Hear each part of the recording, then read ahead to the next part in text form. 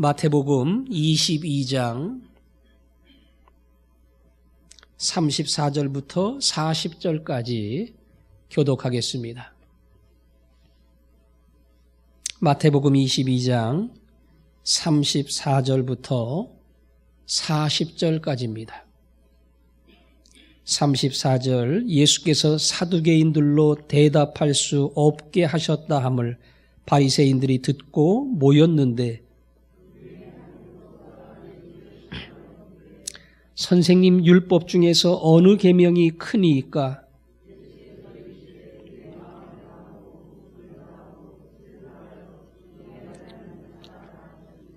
이것이 크고 첫째 되는 계명이요. 같이 읽습니다. 이 두 계명이 온 율법과 선지자의 강령이니라. 아멘. 예수 그리스도가 십자가를 지시기까지 그 한 주간의 삶을 저희들이 추적하고 있습니다. 예수님은 주일날 예루살렘에 입성을 했습니다. 왕의 모습으로. 비록 겸손한 나귀 새끼를 탔지만 수많은 사람들의 환영을 받으며 찬양을 들으며 예루살렘에 입성을 했습니다. 주일날 입성을 하고 이제 그 다음 월요일부터 금요일 십자가를 지시기까지 그 하루하루의 모습이 성경에 나오는데요. 성경에 월요일, 화요일, 수요일 이렇게 나오는 게 아니고 그 이튿날 이러다가 건너뛰고 이게 월요일인지 화요일인지 성경은 명확하게 구분을 해주지 않아요.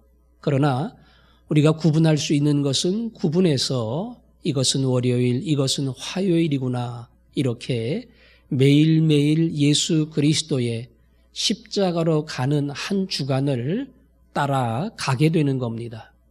어제 월요일에는 성전을 정결케 하는 일을 하셨다. 남은 한 주간 제일 먼저 하는 것이 경건하다. 그리고 하나님을 열심으로 예배한다는 소리를 듣고 있지만 그 안에는 이기적, 물질적, 자기 모든 욕구를 채우려고 하는 무서운 욕심이 자리 잡고 있다는 것.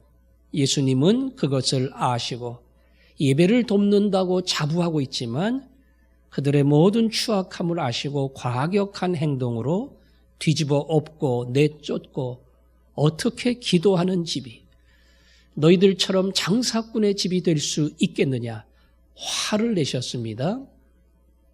오늘은 화요일인데 화요일 예수님은 예루살렘에서 많은 설교를 하셨어요. 우리가 마태복음을 지금 읽었는데 마태복음 1장 23절에 보면 거기 예수께서 성전에 들어가 이렇게 시작하면서 그 위에 제목이 예수의 권위를 두고 말하다 그렇게 붙어 있습니다. 너 도대체 무슨 백으로, 너 도대체 무슨 권세를 가지고, 너 직함이 뭔데, 어디 소속인데 성전 뒤집고 난리법석이야. 예수 그리스도에게 물을 때에 예수 그리스도가 뭐라고 대답을 하셨는가? 그 외에도 사두개인과 바리새인들이 여러 가지 예수 그리스도에게 물을 때마다 예수 그리스도는 그 물음에 어떠한 적절한 대답을 하셨는가? 그 기록들이 나오고요. 그 다음에 21장 뒤편에 보면 포도원 농부의 비유하는 게 나오고 22장에는 혼인잔치의 비유, 뒤로 쭉 넘어가면서 예수 그리스도가 몇 가지 설교하신 것이 나옵니다. 그리고는 바리새인들과의 논쟁이 나오고요. 부활 논쟁, 사두개인들과의 논쟁이 나오고요. 23장에는 서기관, 바리새인들을 꾸짖는 내용이 한 장 걸쳐 나오고요. 24장은 마지막 성전의 무너짐과 말세에 대한 이야기가 나옵니다.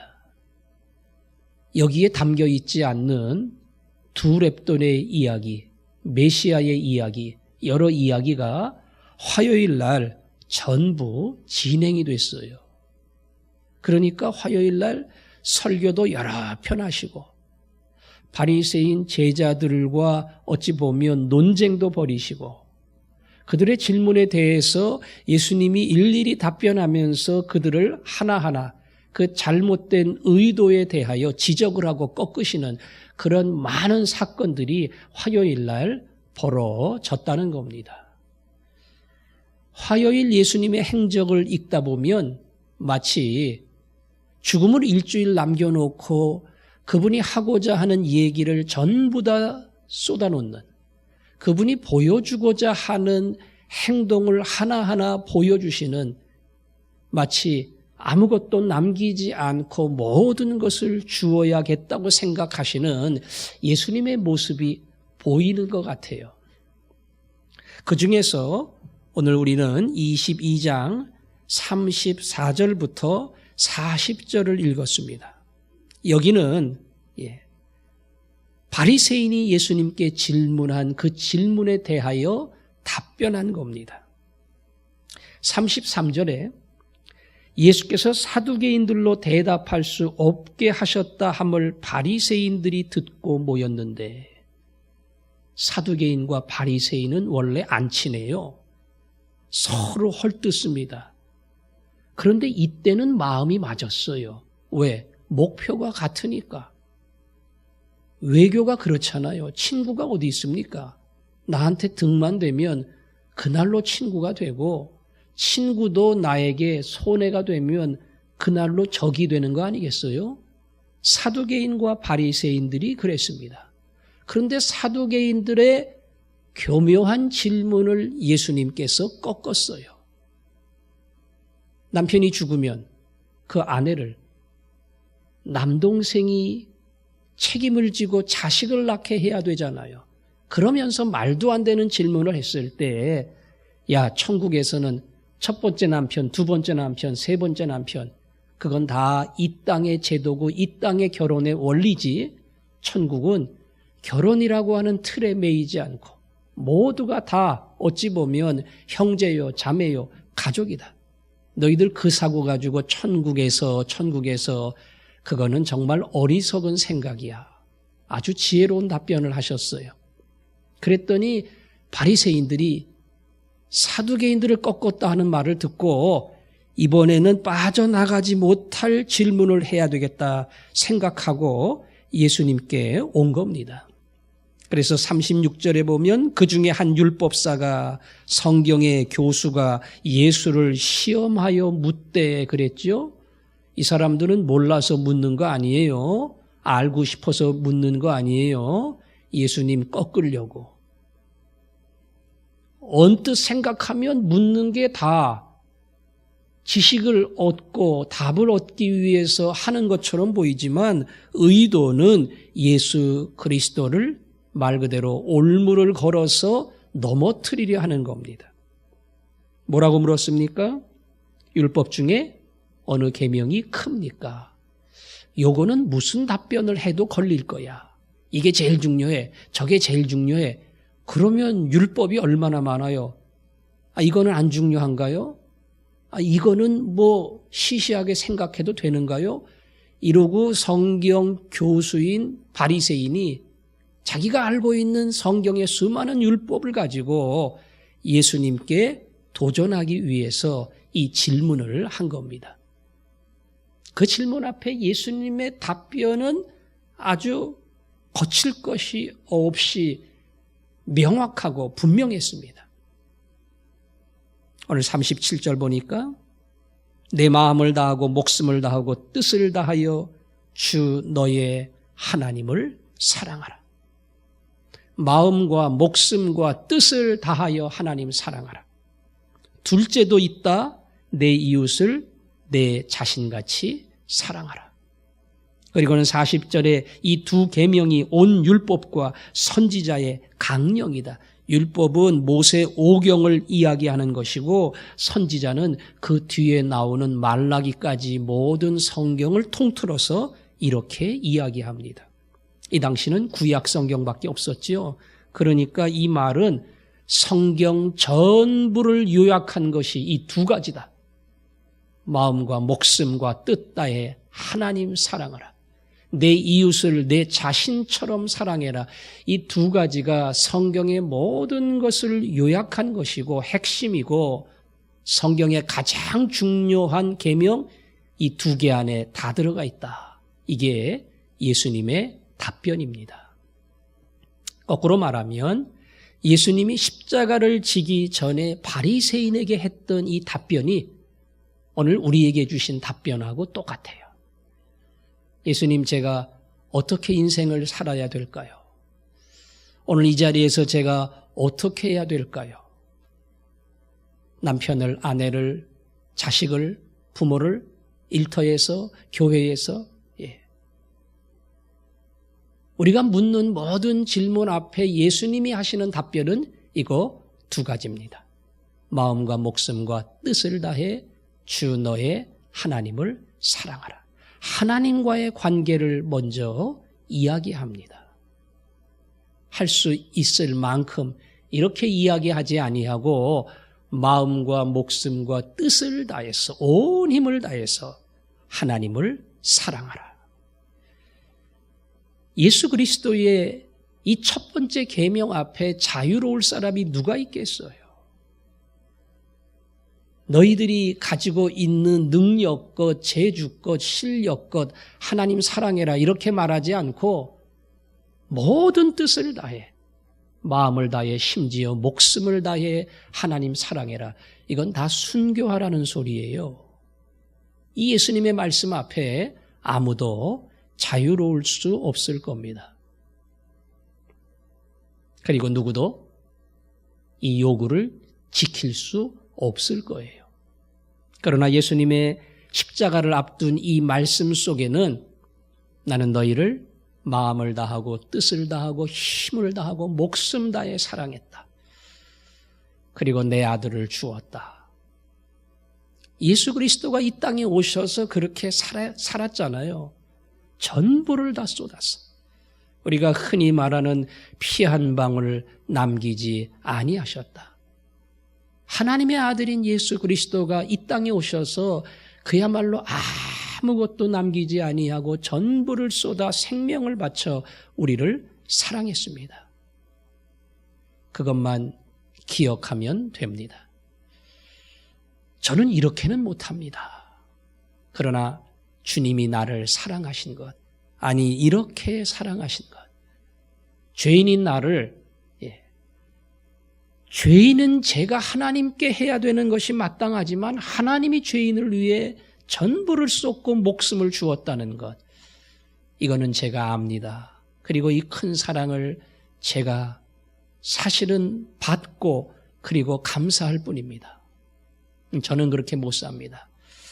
그러나 이 첫 번째 계명을 들을 때마다 이 계명이 성경의 핵심이고 하나님 앞에서 우리가 늘 잊지 말아야 될 가장 중요한 하나님의 요청이라고 하는 거, 이걸 자꾸 기억을 해야 됩니다. 우선 목숨은 못 줘요. 힘을 다한다. 이거는 하는 데까지 하면 될 것 같아요. 뜻을 다한다. 내 생각을 온전히 주님을 위해 그 목표에 맞춰가면 뜻을 맞출런지도 모르죠. 중요한 것은 이 큰 사랑을 기억하는 사람은 거꾸로 자기도 하나님 앞에 그리스도의 십자가 앞에 어떻게 하면 그 은혜를 갚을까, 이 마음의 동기부여가 되고 그래서 그 길을 가도록 노력을 하고 시도를 하고 달려가게 됩니다. 십자가 앞에 예수님의 그 말씀은 그렇게 우리에게 도전합니다. 둘째, 내 이웃을 내 자신같이 사랑하라. 딴 성경은 내 몸과 같이 그렇게 얘기했죠. 하나님 사랑은 막연한 거 아닙니다. 반드시 이웃을 통해 나타납니다. 기도를 많이 하는 사람은 기도한 것만큼 섬길 줄 알고 사랑할 줄 알고 희생할 줄 알고 기도의 분량만큼 늘어납니다.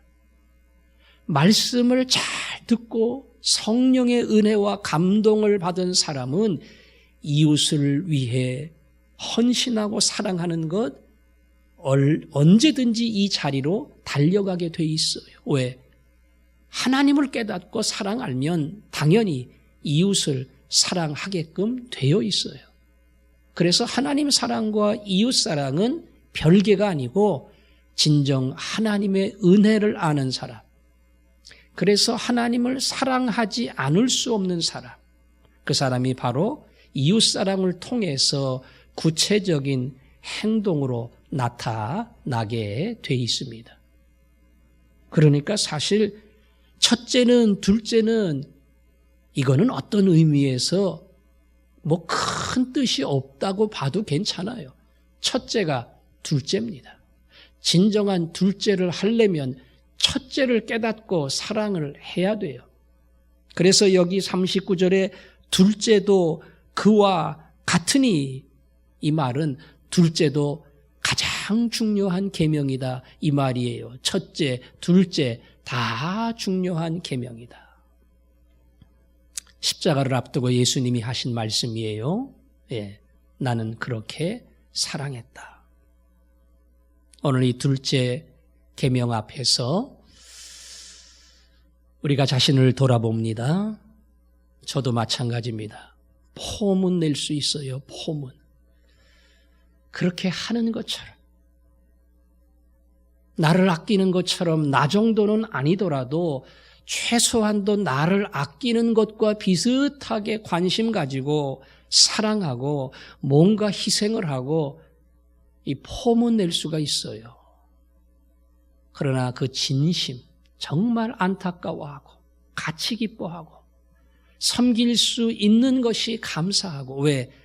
하나님의 큰 사랑 받았기 때문에, 하나님 사랑하지 않을 수 없고 하나님 사랑하기 때문에 예수님이 보여주신 그 사랑의 본을 따라 이웃을 품고 섬기는 것, 이것이 십자가 은혜를 입은 사람들의 마땅한 모습이라는 겁니다. 오늘 예수 그리스도의 이 두 가지 중요한 핵심은 십자가 앞에서 우리가 가야 할 길을 아주 간단하게 보여줍니다. 하나님과의 관계를 바르게 가져라.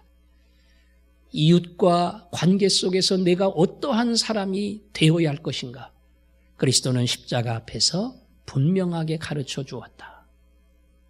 오늘 이 말씀의 뜻을 따라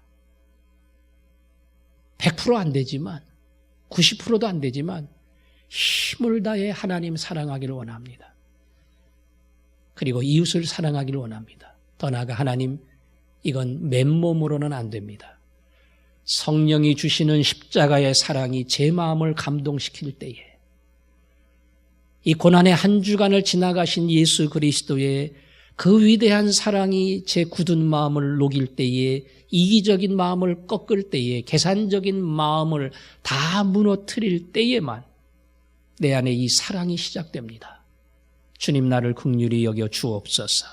그 앞에 나가서 기도할 때에 주님이 말씀하신 이 위대한 사랑이 저와 여러분을 통해서 이루어지리라고 믿습니다.